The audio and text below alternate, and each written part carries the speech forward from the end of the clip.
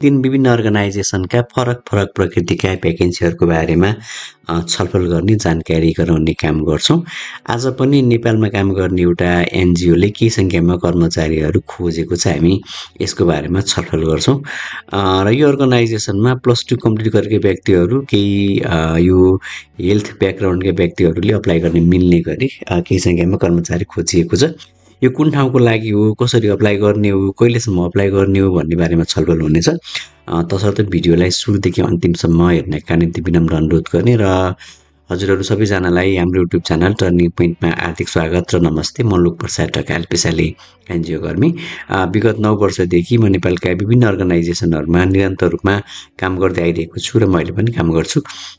हजुरहरू पहिलोचोटि हाम्रो युट्युब च्यानलसँग जोड्दै हुनुहुन्छ र हामीले बनाएका प्रस्तुतिहरू हजुरहरूलाई ठिक लाग्छ, राम्रो लाग्छ भने कृपया हाम्रो च्यानललाई लाइक, सब्सक्राइब र सेयर गरिदिनका निम्ति अनुरोध गरेँ।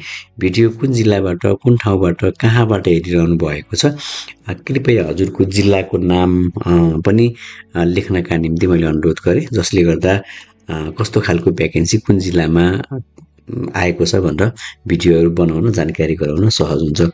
सँगसँगै तपाईँलाई कस्तो खालको जागिरको आवश्यकता छ, NGO, INGO, bank, finance, micro finance, cooperative अथवा होटल टुरिज्म, होइन, अब गभर्मेन्ट, त्यो जब कस्तो खालको जब खोज्नु भएको छ तल कमेन्टमा चाहिँ लेख्नु होला। त्यो अनुसारका भिडियोहरू पनि म बनाउनेछु भन्दै आजको यो भ्याकेन्सीमा म अगाडि बढ्ने अनुमति चाहन्छु। अब यो भ्याकेन्सीमा जे कुरा लेखिएको छ म त्यही कुरा वाचन गर्ने अनुमति चाहे। कर्मचारी आवश्यकता सम्बन्धी सूचना प्रथम पटक प्रकाशित 2082 7/21 भनेको छ।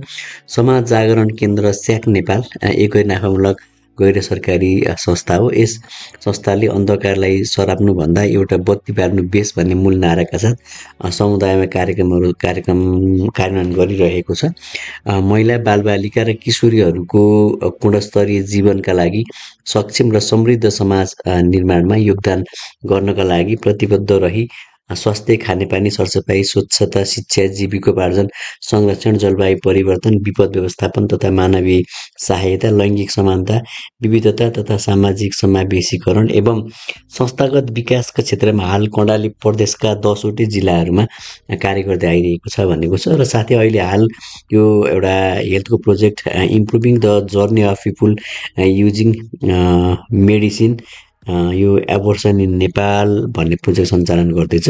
2025 नोभेम्बरदेखि सुर्खेत जिल्लाको वीरेन्द्रनगर, लेकबेसी र गुरुभाकोट नगरपालिकामा त्यो अन्तर्गत चाहिँ कर्मचारी चाहिएको छ भनेको छ। विज्ञापन नम्बर 1, जसमा 3/8283 परियोजना अधिकृत चाहिएको छ 1 जना, जसमा केन्द्रीय कार्यालय वीरेन्द्रनगर सुर्खेत तथा नियमित तथा अधिक रूपमा कार्यक्रमको कार्यक्षेत्रमा फिल्ड भ्रमण गर्नुपर्ने र आवश्यक शैक्षिक योग्यता र अनुभव भनेको bachelors in public health BPS तह उत्तीर्ण गरी प्रजनन स्वास्थ्य क्षेत्रमा 1 वर्ष कार्य अनुभव भएको, माथिल्लो योग्यता MPS भएकोलाई प्राथमिकता, प्रभावकारी समन्वय र सञ्चार गर्न सक्ने तथा आवश्यक प्रतिवेदन लेख्न सक्ने, दुर्गम क्षेत्रमा फिल्डमा गई कार्य सम्पादन गर्न सक्ने, इमान्दारिता र पारदर्शिता प्रदर्शन गर्न सक्षम र लैङ्गिक तथा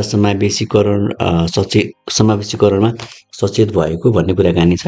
अब अर्को यसको डिटेल जब डिस्क्रिप्सन यो लिङ्कमा छ, यहाँले टच गरेर हेर्न सक्नुहुन्छ। अर्को भनेको सामाजिक परिचालक चाहिएको छ, सोसल मोबिलाइजर 3 जना, प्रत्येक नगरपालिकाको लागि 1 जना। यो कार्यक्रमको तोकिएको कार्यक्षेत्र सम्बन्धित पालिकाहरूमा बसेर काम गर्नुपर्ने। यसमा अप्लाई गर्नलाई मान्यता प्राप्त शैक्षिक संस्थाबाट डिप्लोमा अएब अनामी उत्तीर्ण भएको, माथिल्लो योग्यता स्टाफ नर्स वा SLI प्राथमिकता, नेपाली वा आवश्यकता अनुसार अङ्ग्रेजी प्रतिवेदन तयार गर्न सक्ने, तोकिएको विभिन्न गतिविधिहरू प्रभावकारी ढङ्गले सञ्चालन गर्न सक्ने लगायतका कुराकानी छन्। र यसको डिटेल जब डिस्क्रिप्सन यहाँ छ, यहाँले हेर्न सक्नुहुन्छ। र पारिश्रमिक तथा सेवासित संस्थाको नियमअनुसार हुन्छ भनेको छ। प्राथमिकता कसलाई हुन्छ त नि भन्दा संस्था तथा कार्यक्रमले सकारात्मक विभेदीकरणको नीति अवलम्बन गर्ने भएकाले लैङ्गिक समानता, विविधता तथा सामाजिक समावेशीकरणको सीमान्तकृत समुदायलाई सकारात्मक विभेद गरिने छ। सामाजिक समावेशीकरण, सीमान्तकृत समुदायलाई सकारात्मक विभेद गरिनेछ। साथै विज्ञापन नम्बर 428 सामाजिक परिचालकको लागि कार्यक्रमको कार्यक्षेत्रभित्र बसोबास गरेका भनेको छ। अब दरखास्त साथ के पेश गर्ने हो त नि भन्दा सन्दर्भ व्यक्तिको रूपमा नाम, सम्पर्क र इमेल ठेगाना सहितको बायोडाटा, आफ्नो व्यक्तिगत विवरण बायोडाटा र निवेदन पत्र सहित तपाईँले चाहिँ यो info@saknepal.org फेरि गरे info@saknepal.org मा तपाईँले आफ्ना डकुमेन्टहरू पठाउनु पर्ने हुन्छ। 82 साल कार्तिकको 27 गतेभित्र। थप जानकारीका लागि समाज जागरण केन्द्र स्याक नेपाल, विद्यानगर सुर्खेत। फोन नम्बर यहाँनिर छ, इमेल यहाँ छ info@saknepal.org। यो चाहिँ अर्गनाइजेसनको इमेल भयो र हामीले डकुमेन्ट पठाउने ठेगाना पनि त्यही छ, info@saknepal.org मा डकुमेन्टहरू पठाउनका निम्ति अनुरोध गर्न चाहे।